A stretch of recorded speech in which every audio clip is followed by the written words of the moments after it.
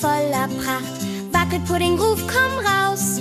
Und Pups läuft stolpernd aus dem Haus. Doch plötzlich hört er ganz versteckt, ein Piepsen hat ihn aufgeschreckt.